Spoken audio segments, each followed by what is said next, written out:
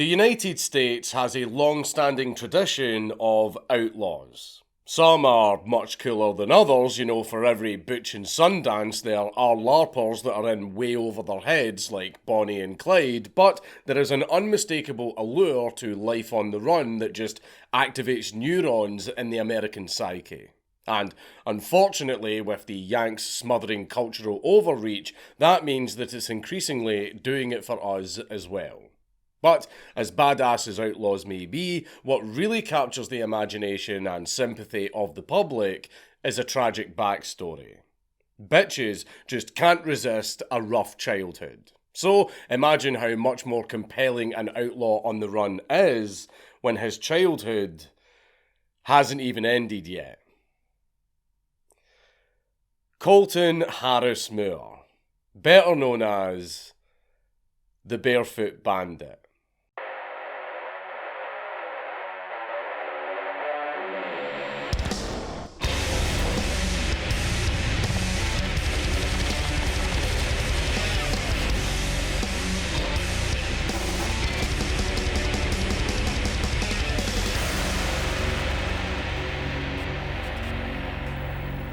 Please leave a like and a comment on this video because it really helps me in the algorithm. Now, as you have probably guessed, I am rather fond of my sleep. Between the children at home and the metaphorical children in the office, I find that sleep is a rare luxury, a refreshing reprieve from the hustle and bustle of day-to-day life. But with so many things on my mind, like counting and stuff, I find that getting to sleep has been rather difficult. My usual fix to this issue is to smack my head into doors. But that hasn't been working lately. So, in steps today's sponsor, Beam. Dream is a nourishing nighttime blend that aims to help you have a sweet and soothing slumber. With a premium blend of high quality and high comfort ingredients, you can rest assured knowing that a good dream is just a sip away.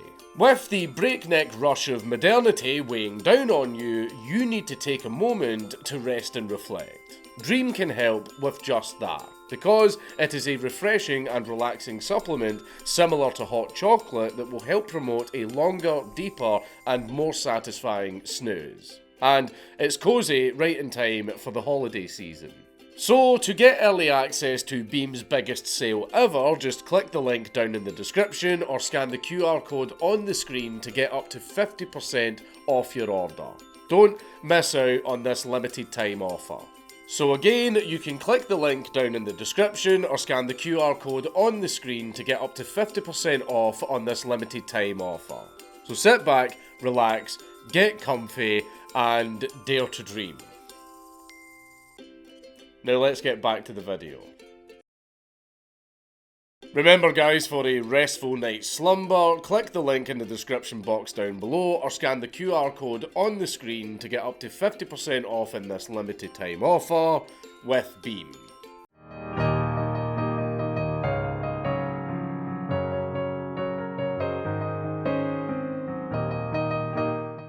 Just something to consider before we get started. Pretty much every single news article and source for this video makes extremely liberal use of the word allegedly. A lot of things were pinned on our boy throughout his time in the spotlight, and he is a fairly reliable suspect in everything that he's been accused of. But the courts only explicitly dealt with so much, so bear in mind that while it is fairly safe to say that everything we're about to talk about did happen the way that we think it did, not all of it has been or could be proven beyond a reasonable doubt.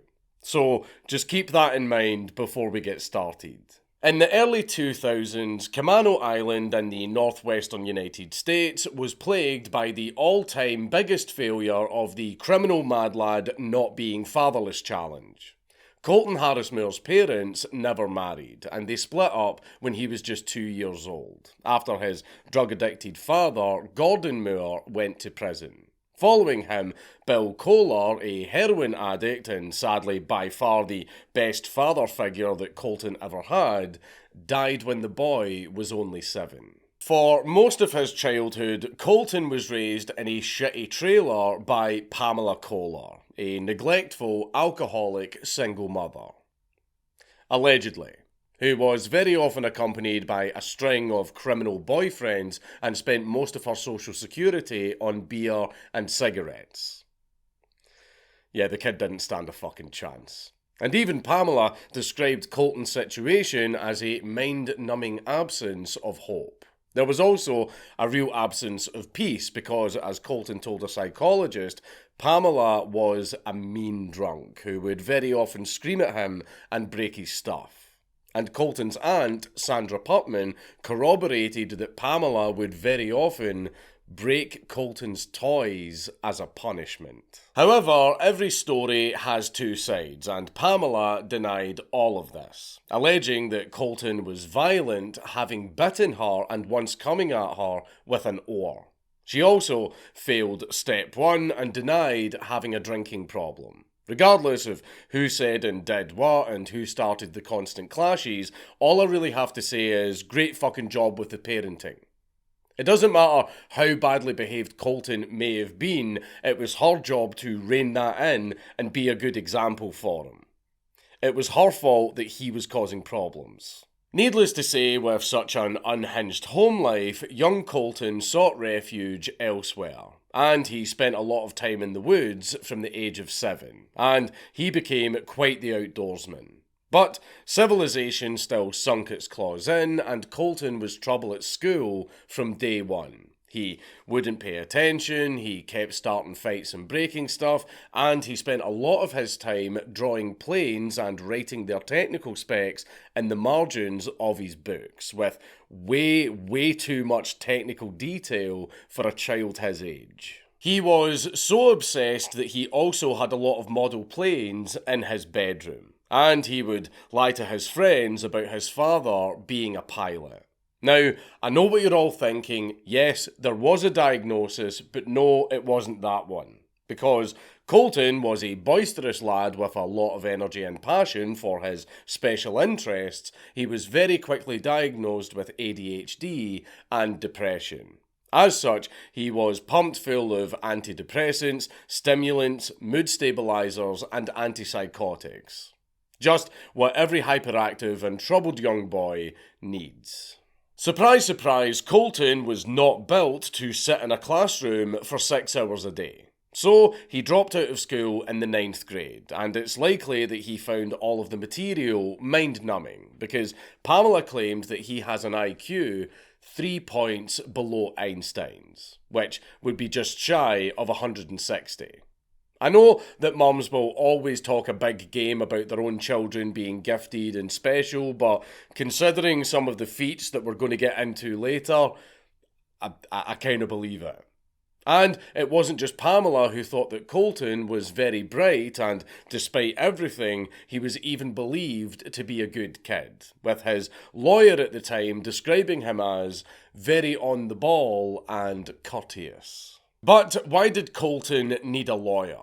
Well, things were in motion that would push Colton off the deep end. In May of 2003, a 12-year-old Colton called 911 after his recently released from prison father, Gordon Moore, pushed him to the ground and grabbed him by the throat, leading to his father being arrested and going to jail after trying to escape into the woods. Pamela did not take it well, and she took it out on Colton after Child Protective Services took him home, saying things like, "What are you going to do now? They have taken your father away." Yeah, CPS held on to Colton for 3 days after the scuffle, and then they just gave him back. I know that kids being stuck in the system is beyond fucked, but Jesus Christ, how about even just a little exercise of duty of care?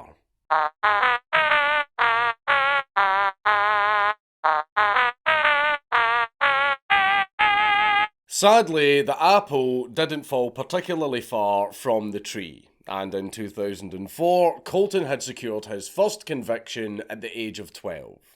Possession of stolen property after having broken into several classmates' homes to steal food.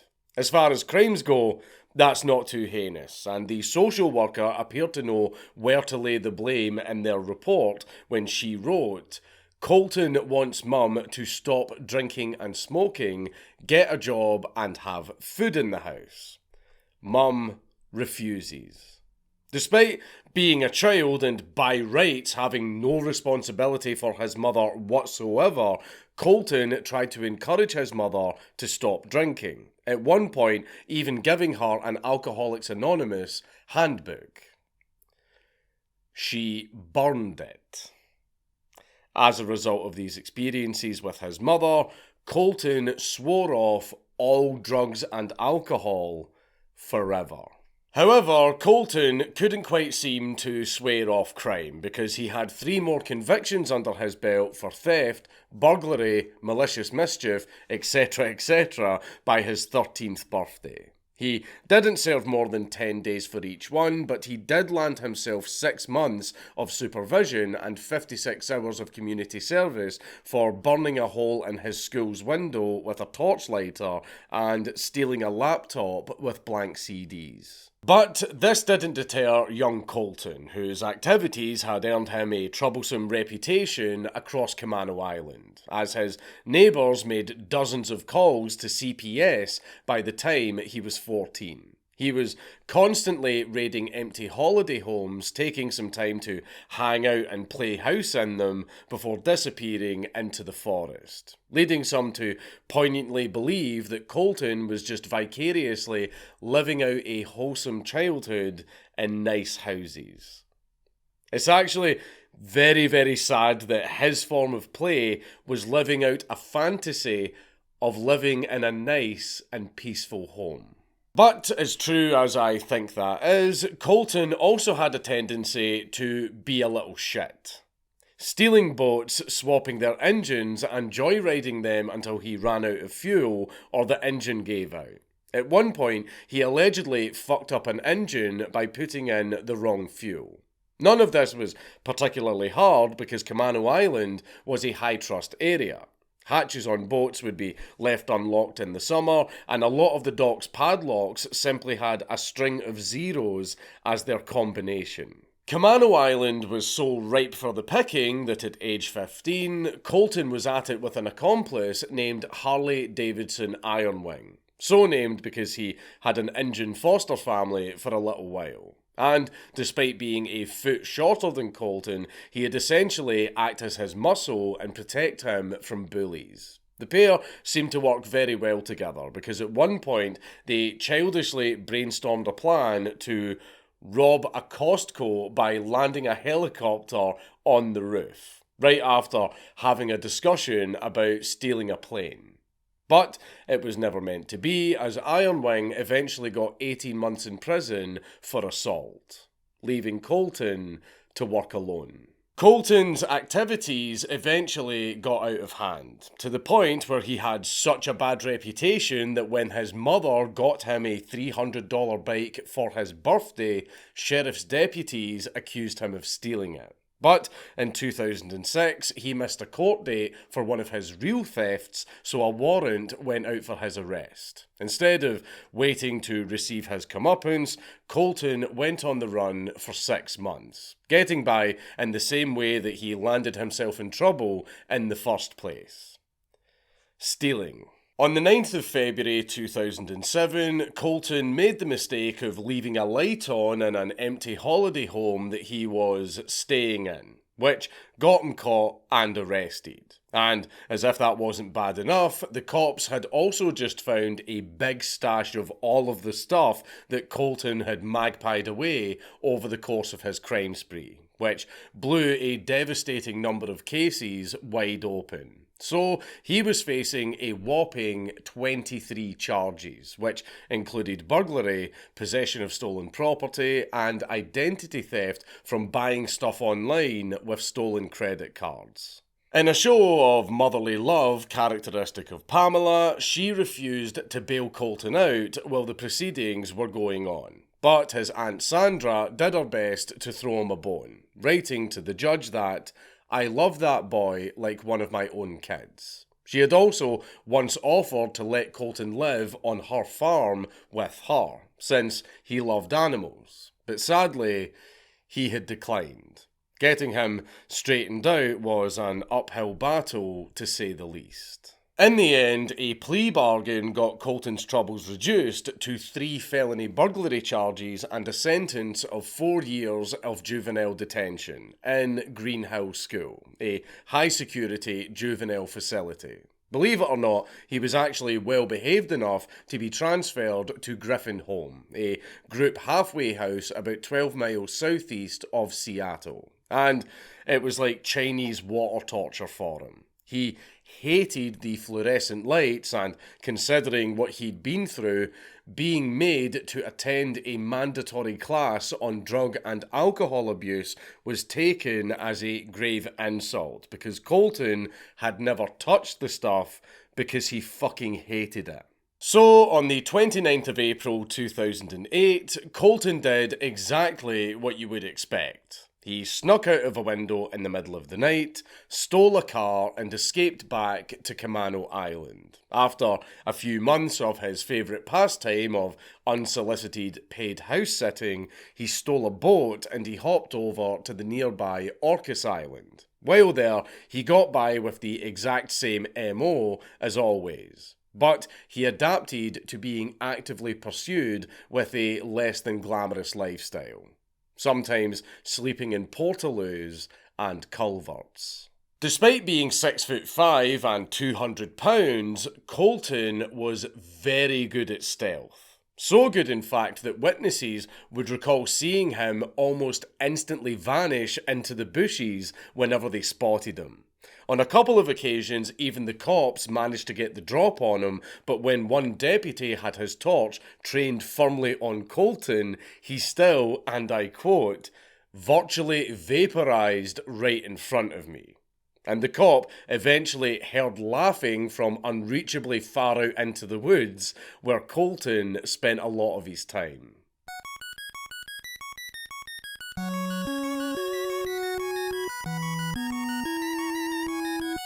But the San Juan Islands are a small archipelago, and the cat and mouse game couldn't go on forever. Eventually, these near misses would lead to capture. So Colton had to go off and plunder a larger arena. The mainland.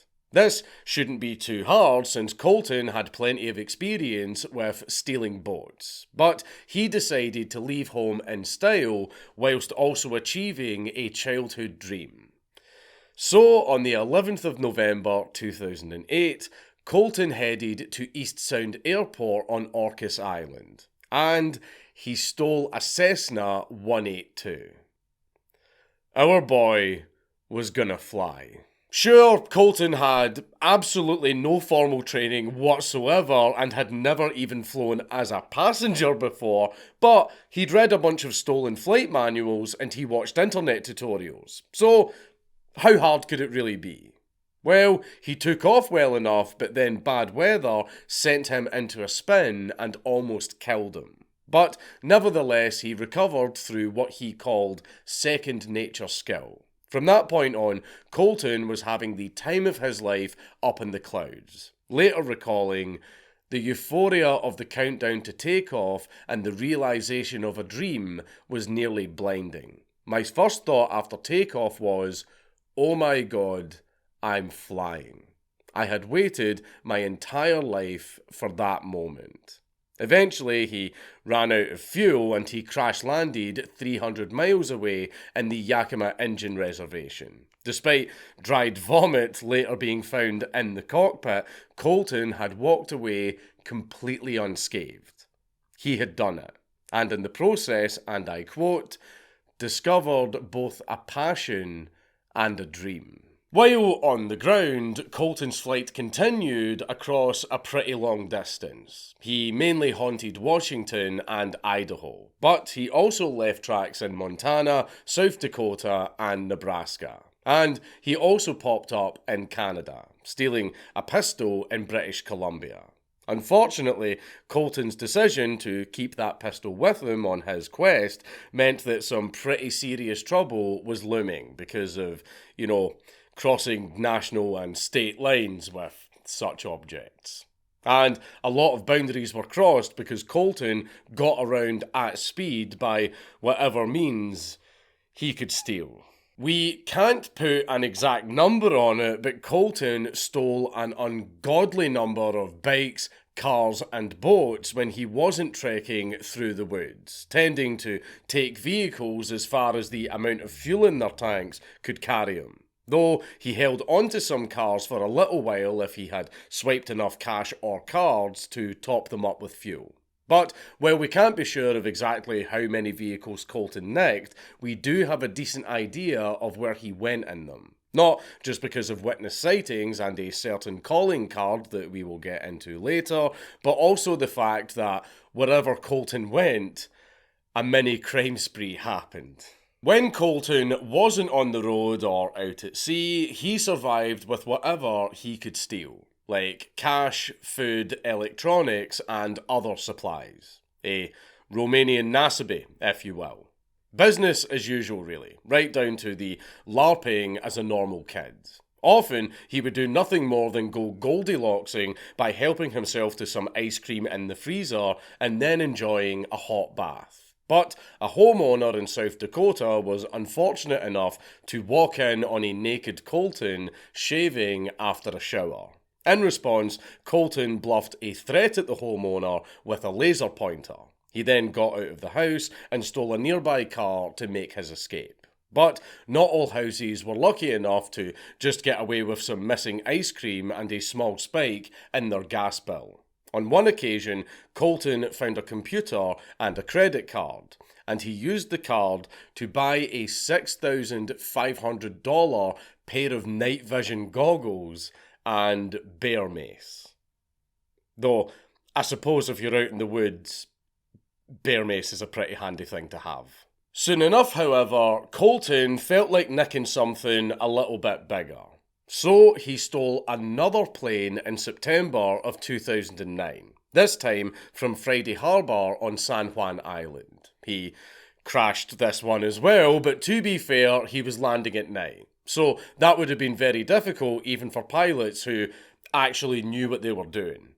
And when he fell on Orcas Island, it was very, very impressive that Colton didn't completely write the plane off. Oh, and I doubt that Colton did this on purpose, but something that I just find extremely funny is the fact that on 9/11, a second plane was stolen. But Colton wasn't done. On the 29th, he closed out the month by stealing another plane from Boundary County Airport in Idaho. He'd clearly had a big month. And he crashed it in Granite Falls in Snohomish, Washington after a 260-mile flight. At this moment, Colton's legend started to develop as bare footprints were found at both the airport and the crash site, with some even being found on the wall. Colton had probably put his feet up while chilling and munching on something. Not long afterwards, CCTV spread of Colton walking around a shop that he had broken into, barefoot. And bare footprints were found at or near a bunch of the other crime scenes. Which is how he earned his infamous nickname, the Barefoot Bandit. But the legend ended almost as soon as it began, because Colton flew in bad weather and he hit the ground about 40 miles an hour too fast, going from 130 to 0 in under 3 seconds as the bottom of the plane was absolutely shredded by 90 feet of tree stumps. The fact that the airbags deployed is probably the only thing that stopped him from dying as he smacked down into the ground at about 6 or 7 Gs. The impressive fact that Colton survived such an ordeal and was able to walk away from it also drew attention far enough that his old friend Ironwing saw the news story from prison. And he said, "That's my little partner." I bet he was so proud. Colton made his dream come true. A month later, it seemed like the near-death experience had led Colton and his mother to bury the hatchet. And surprisingly, not in each other's faces. Because despite a habit of chasing off reporters, Pamela came out in support of Colton on Fox News. And she said, "I hope to hell he stole those airplanes. I would be so proud. But put in there that I want him to wear a parachute next time." That's not very responsible parenting. But hey, it's kind of a step in the right direction. But Pamela even showed some concern for Colton's safety, saying that Colt is not to be flying a single-engine plane. When I heard that just upset me. The rules are he carries a parachute with him and he takes 2-engine planes. Tell him that he needs to call me. That is such a mum thing to say. I'm actually kind of surprised that she didn't tell me to bring a jumper and a packed lunch as well. But anyway, Colton very often applied for credit cards using information that he stole from his victims. And he had one sent to a mailbox that he had set up by his mother's house. And she insisted on making Colton breakfast when he went to pick it up. She also refused to let on whether she knew where Colton was or not, even though they were both still in touch. Despite supporting her son, Pamela was very aware of just how much trouble he was facing, and she wanted him to take fairly desperate means to escape, saying he ought to steal a plane and get the hell out of the States, and hoping that he would fly to a country without an extradition treaty with the United States. On the other hand, the angel on Colton's shoulder tried to get him to turn himself in. He called Aunt Sandra every month or so to let her know that he was okay. But he always said that he wasn't quite ready to stop his adventures just yet.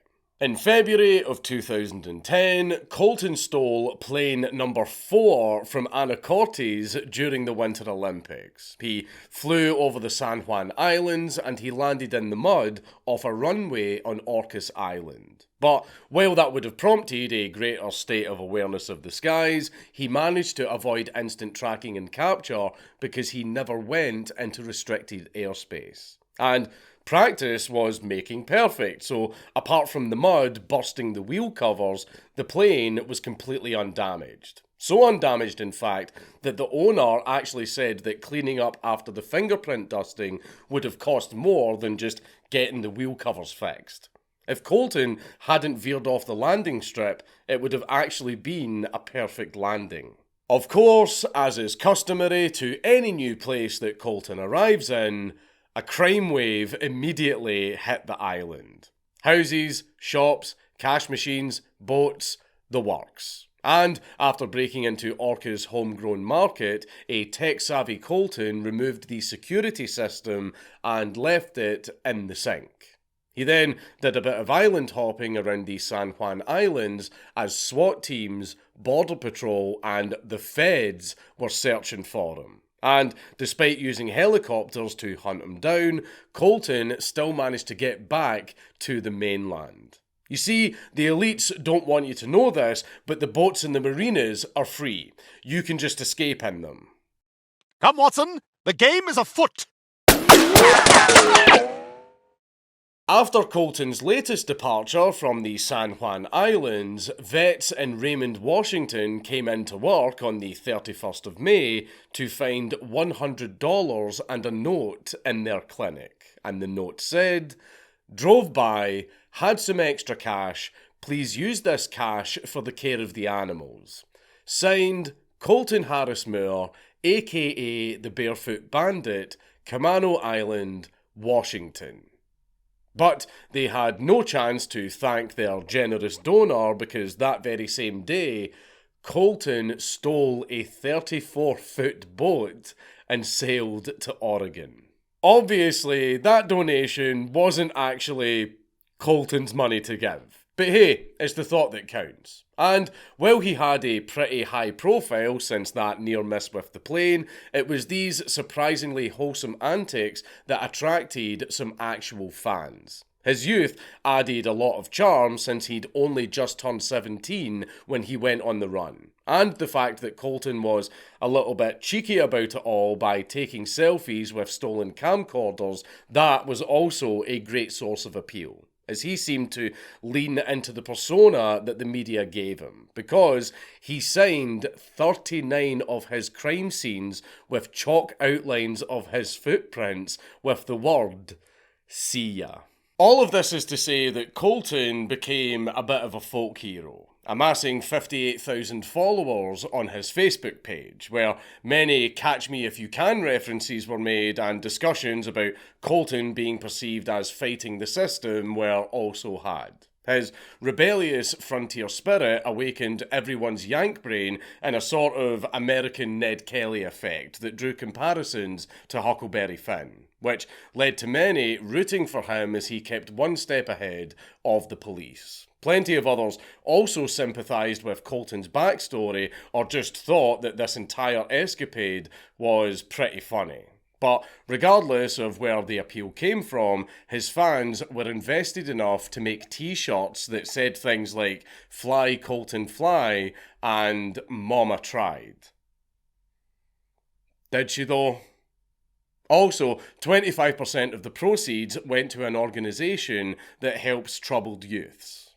So, that's nice. However, while Colton had a lot of fans all across the map, the people of Camano Island fucking hated him. They absolutely hated him. They followed his progress across the country with a blog on catchthebarefootbandit.wordpress.com, which had a comment section absolutely packed with seething locals who had all at some point been burgled by Colton.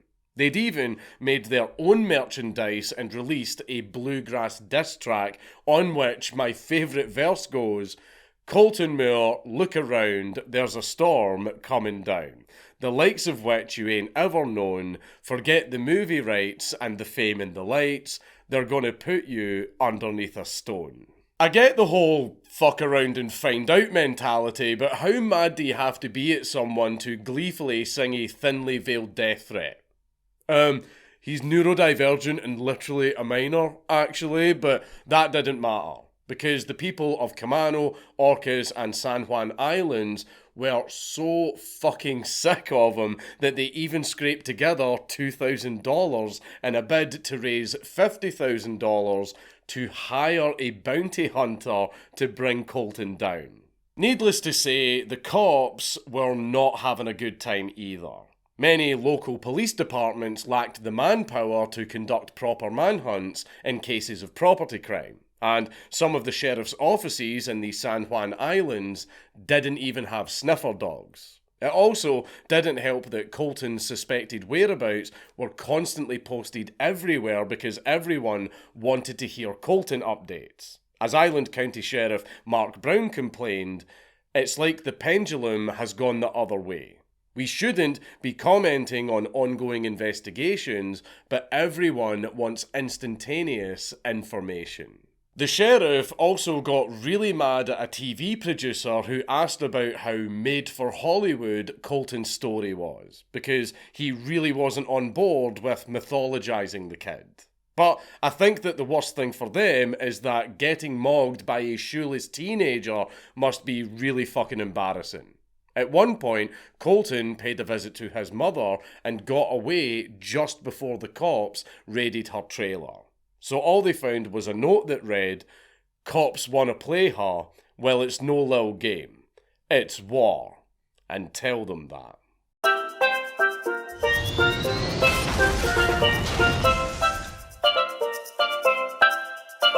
In late June, Colton's mogging of the cops continued as he headed from Washington to Indiana in a series of stolen cars.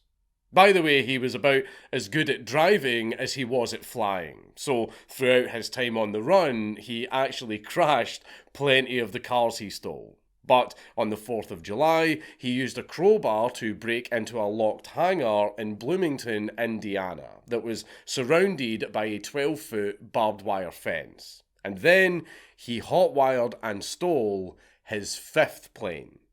a $650,000 Cessna 400. While in the air, he was guided by a pocket GPS because, unlike the previous joyrides, Colton had a destination in mind. The Bahamas. After flying over 1,000 miles, Colton ran out of fuel and crash-landed in the shallows near a mangrove swamp off Abaco Island. He then walked it off like nothing happened as usual, and then he stole a powerboat. He then headed over to Eleuthera Island before stealing another boat, and then he headed to Harbour Island. Funnily enough, the owners of the plane, John and Don Miller, didn't really mind. Despite being $50,000 to $75,000 out of pocket after the insurance payout, a very forgiving John said, "I'm not spiteful about that kid. Not one bit. You know who I want to see in jail for life? Thieves who ran hedge funds, who embezzled." The loss of the plane was a lot easier because the brothers empathised with growing up poor, except they had a large family unit whereas Colton didn't. So a very sympathetic Don hand-waved the damage away by saying, "He's just a kid who was misguided from the start. My God, they're judging him awfully early. I especially have sympathy towards him after reading about his mum." These comments do feel a little bit cringe, and they kind of remind me of that meme. The authorities probably weren't too torn up about the theft of the plane either, because the crash actually pinged the emergency locator beacon. So the feds had Colton's whereabouts in minutes, and they offered a $10,000 reward for information leading to his capture with the announcement, "Should you see Harris Moore in the Bahamas, please contact the nearest Royal Bahamas Police Force station." The Bahamian police were also warned that Colton Harris Moore should be considered armed and dangerous. Naturally, reports of sightings came in quickly, with lots of people spotting Colton running through the bushes and a ferry landing reporting 3 boats with damaged ignition systems. Obviously, Colton was up to his usual tricks, which was not difficult in the Bahamian summer, though the affected parties couldn't resist giving credit where it was due. They were impressed that Colton seemed to be able to navigate fairly tricky and rocky waters through nothing but sheer instinct. I'm not going to dwell too much on what Colton got up to in the Bahamas, because you all know the drill by now. At one point, he broke into a bar and the manager noticed that a screen was cut off and a security light was dismantled, and the TV remote had been moved. As the manager put it, he was watching television. He was just chilling. Also, one shop owner seemed impressed that Colton didn't even scratch the lock that he picked. His time on the run had made him very, very good at thievery. But if Colton had been spotted so many times, why was his capture taking so long? Well, a sailing festival was actually going on at the time, so Colton managed to blend in with all of the other tourists in the area, even buying a local girl a drink at a bar. In fact, Colton seemed like a real hit with the ladies because when word reached his fan club's Facebook page that he was in the Bahamas, at least one girl in the area tried to slide in for a date. Meanwhile, the cops were very busy spreading the word, handing out flyers to people on Abaco Island and trying to cover any potential escape routes. I hope Colton was enjoying his holiday because the cops were ready and waiting for him.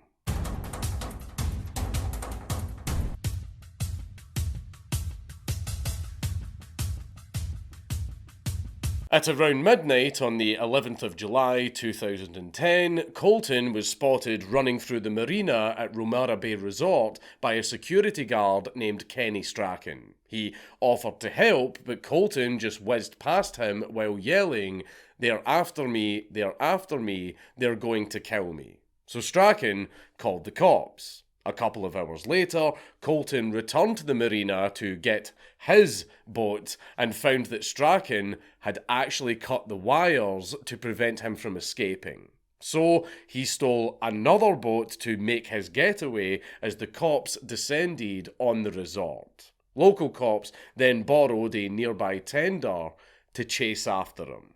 After a high-speed boat chase, Colton ran aground in the shallows as the cops caught up with him. Colton managed to get his boat free and started to book it away from the police, but unfortunately the cops had managed to get close enough to be able to shoot out Colton's boat engine. Knowing that his time as a fugitive was over, Colton threw his computer in the water and put a gun to his head, saying, "I can't go, I won't go back to jail, I can't go back to jail." Luckily, the cops managed to talk the clearly distressed Colton out of trying the Nacho Varga escape plan. And once he came to his senses, they arrested him. And with that, his epic 2-year run came to an end. But what a run it was. The 3 local cops who caught Colton, the son of the tender's owner who joined them in the chase, and Strachan all split the FBI's reward as the locals on Great Abaco Island all celebrated. According to an innkeeper, everyone was honking their horns and flashing a thumbs up to the policeman. Colton himself was held without bond because, well, no fucking shit. And he was bound up in shackles, socks, and sandals, looking very defeated. As a prelude to really facing the music, he was charged with and pleaded guilty to illegal entry into the Bahamas. And he was fined $300, which was wired over to the US Embassy by Pamela. 3 cheers for character development, I suppose. Many expected Colton to be extradited back to the United States, but the Bahamians simply deported him. He was held in Miami for a while, and he wasn't extradited back to Washington either. Colton simply waived his right to a hearing and was transferred home to the jurisdiction that got to call dibs, since Colton was arrested under their warrant rather than all of the other jurisdictions that were also after him. Despite being alone in a cell, Colton was seemingly indifferent to the whole mess he was in, saying that if fate wanted him caught and returned, it would happen. If anything, he seemed to be in good spirits the entire time, though wisely, he was pretty laconic. Overall, Colton probably was just relieved that it was all over, and he was glad to be alive.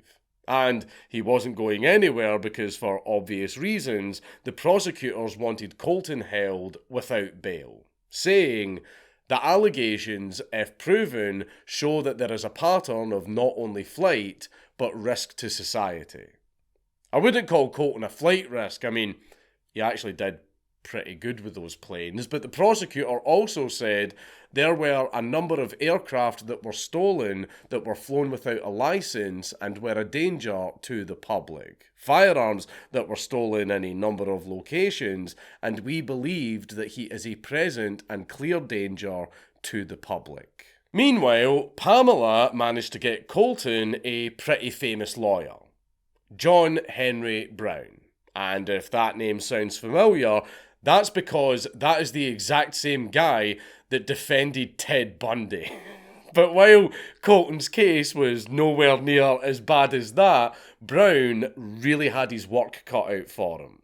Colton was the suspect of at least 80 active investigations in a number of jurisdictions and suspected of well over 100 burglaries. So he was facing well over a decade behind bars. And also because of my state lines and my stolen firearm, the feds and ATF were also involved. Outlining the uphill battle that salvaging some sort of future for Colton out of this predicament would be, Brown explained, "The worst case scenario for him is if we can't resolve everything here and there's like this travelling roadshow and he could get consecutive sentences in every other jurisdiction. And that's a real potential nightmare that we are trying to avoid.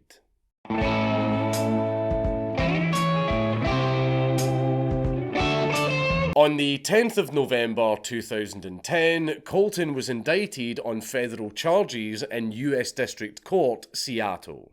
2 counts of interstate transportation of a stolen aircraft, interstate and foreign transportation of a stolen firearm, being a fugitive in possession of a firearm, piloting an aircraft without a valid airman certificate, and interstate transportation of a stolen vessel.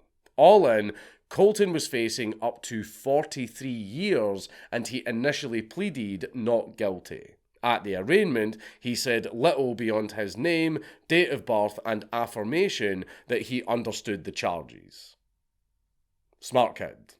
On the 18th of January the following year, the trial finally started. Brown's strategy was to focus on the 19-year-old's youth, his history of being misguided and abused, and the remorse that he felt about his crimes. The latter point was questioned, however, when emails were released of Colton bragging about his flights, in which he said that nobody on this planet has done what I have, except for the Wright brothers.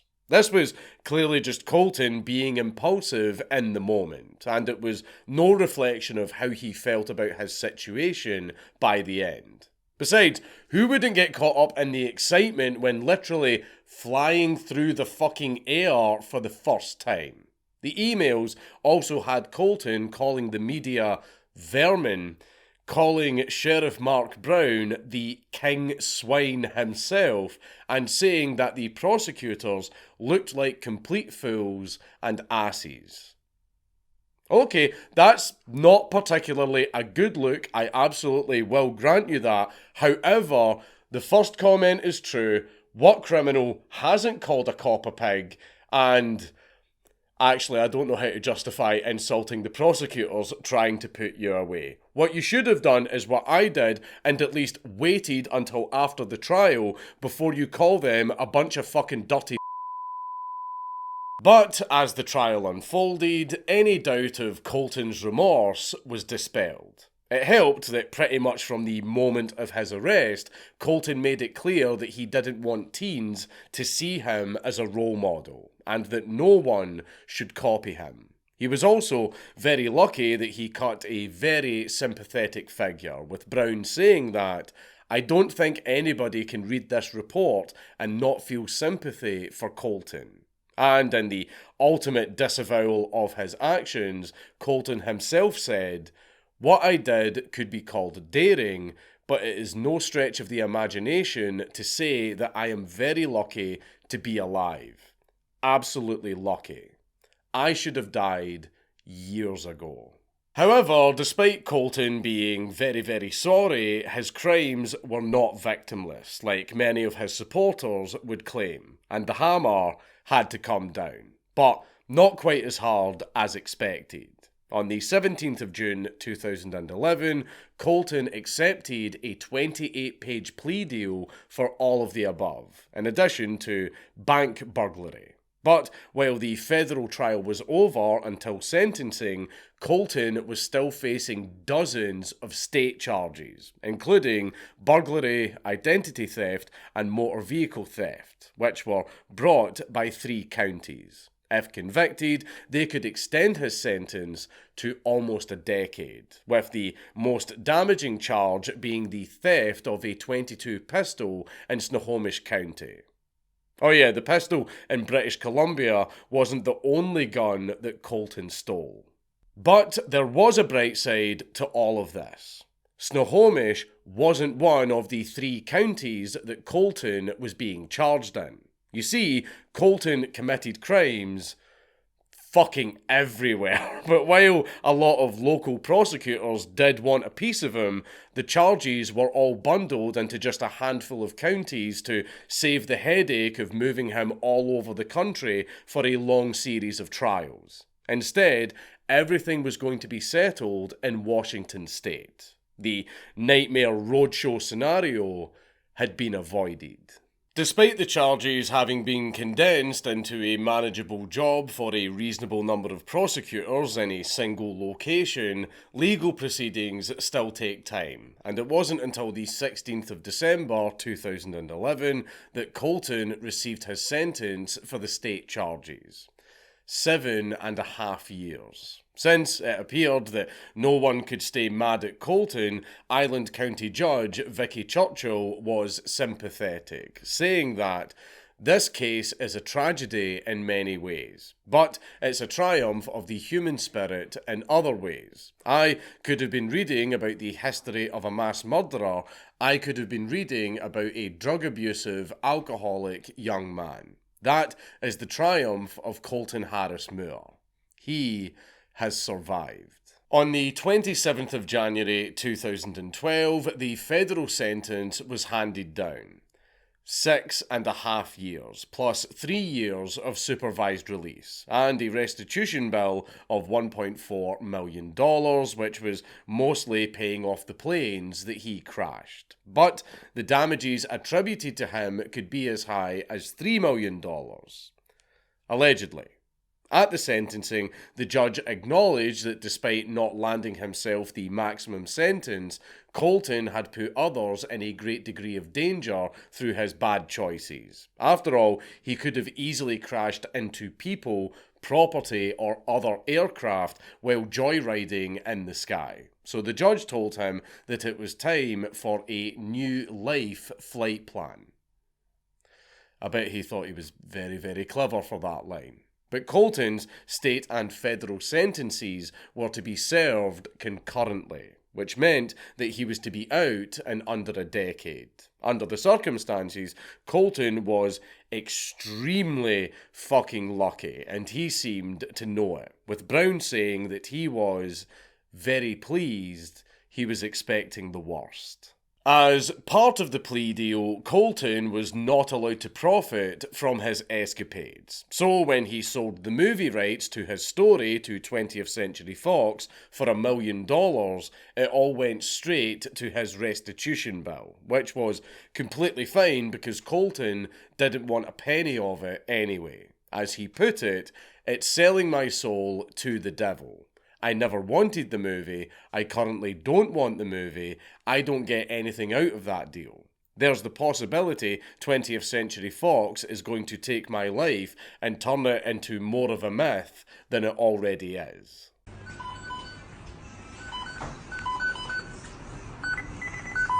Colton served his sentence in SeaTac without getting into any further trouble. In 2013, he pleaded guilty to his flight over the San Juan Islands and was sentenced to 3 months, but luckily they counted time served, so that meant no extra prison time. But that doesn't mean that Colton's time in prison was entirely uneventful. In 2015, he endorsed Donald Trump in a blog post titled "Make America Great Again." But the big event from his time on the inside was a strange GoFundMe that he set up in April of 2016. He wanted to cryogenically freeze his mother.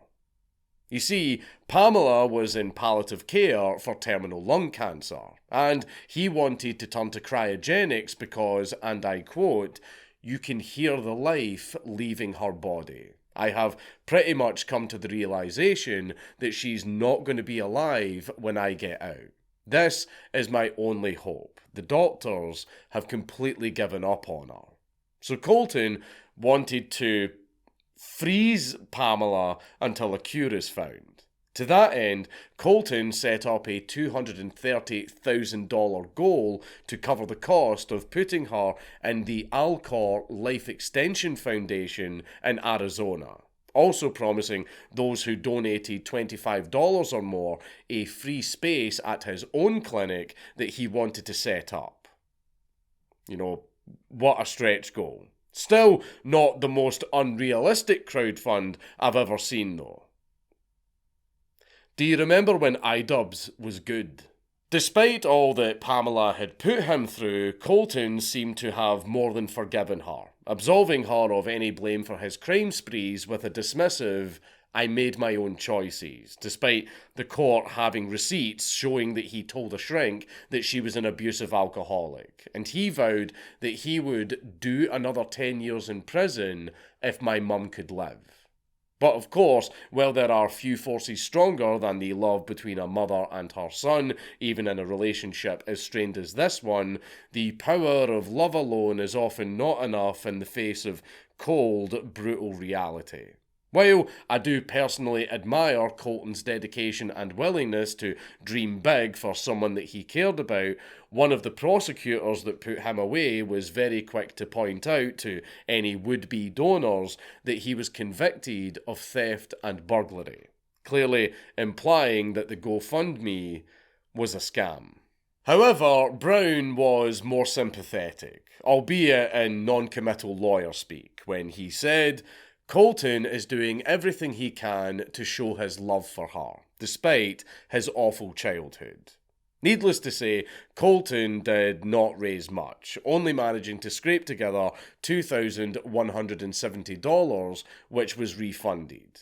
Then, sadly, Colton announced Pamela's passing on the 18th of May, 2016.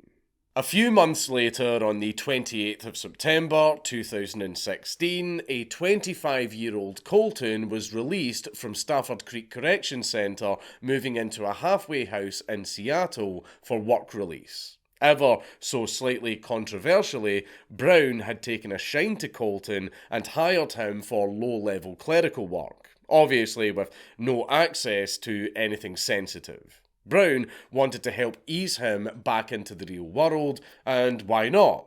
Colton was clearly extremely clever, good-hearted, and just all-round a pretty nice guy, all things considered. He's paid his debt, so why can't he go on to do good things?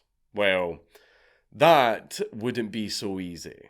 The work release with Brown was only temporary, and Colton's heart was set on studying aeronautical engineering to kickstart a career around his special interest. He even hoped to be able to fly them someday. So, in December of 2016, he set up another GoFundMe to make it happen. You see, while he had been doing well flying on vibes alone, if he wanted to fly for real again, he would have needed to get himself a license after a course of lessons. And flying lessons are very, very expensive. Sadly, however, the courts clipped his wings by saying that he was not allowed to try and raise the $125,000 tuition while still owing $129,000 in restitution. So the fundraiser was shut down after raising only about $1,600. Obviously, this wasn't a very clever thing to do, and a less than sympathetic Brown was very quick to disavow his former client going over his head, saying, and I quote, "I have nothing to do with it, and I would like you to put that in caps, please." Meanwhile, a very dejected Colton tweeted, "I feel like my dream has been crushed. What a terrible feeling." I'm not gonna lie, I actually do kind of feel bad for him. I mean, I do totally understand why he wasn't allowed to do it, but it's still a real shame. However, while Brown had disavowed Colton's attempted career change, Colton had a surprising champion in John Miller, the co-owner of the last plane that he stole. Miller took a shine to Colton, having previously expressed a desire to, and I quote, "talk to him like a dad talks to his son." And true to his word, he visited Colton in prison and talked to him on the phone, very often about flying. And John seemed to wish the young man well as he embarked on starting his new life by saying, "You know his story, you know about his upbringing, he's had a bad hand dealt to him. He made a mistake, he served his time, and he deserves a second chance. It's just an airplane. What the hell, they make 'em all the time." Sure, that betrays a somewhat skewed sense of the value of money, but when you employ 170 people, you kind of have earned the right to be a little bit blasé about it. But despite having people rooting for him, it seemed like adjusting to life on the outside would be an uphill battle for Colton, who lamented, "I think it's going to be difficult to have a normal life. I really do. In fact, I don't think I'm ever going to have a normal life." Can relate. But the last thing that I could find of Colton suggests that he finished his probation and he kept his head down, even completely scrubbing his social media. He doesn't even exist on the internet. So he clearly wants to keep out of the spotlight and just get on with his life in as normal a way as possible. And to be honest, I really don't blame him. Colton's antics clearly came from a deeply, deeply troubled place, so it's no wonder that he just wants to move past it all. But just because Colton's feats were impressive, his backstory was sympathetic, and his antics were entertaining, that doesn't mean that his actions were excusable, or that he didn't do some serious damage. Not everyone that he stole from was Mr. Big Bucks John Miller with a heart bigger than his wallet. Remember when Colton robbed that shop in Orcas Island and dumped the security system in the sink? That cost $6,500 and it put the shop in very serious danger of shutting down, which nearly cost 20 people their jobs. And there was also a lot of testimonies from burgled homeowners who didn't feel safe in their own homes anymore. Despite all of the cries of "eat the rich," crime doesn't pay. Burglary isn't victimless and criminals aren't Aladdin. Not only did Colton almost ruin their lives, but he also very nearly ruined his own. As cool as playing GTA in real life sounds, don't. Colton did not have a good time, and you won't either. But as much as I really, really do not like thieves, Colton's crime spree is a hell of a story. Look, I mean, several planes, dozens of boats, hundreds of houses for 2 years, all while evading the feds all over the country while barefoot. Look, I'm sorry, but that's pretty fucking impressive. It's Count Dankula on YouTube. Everybody just subscribe.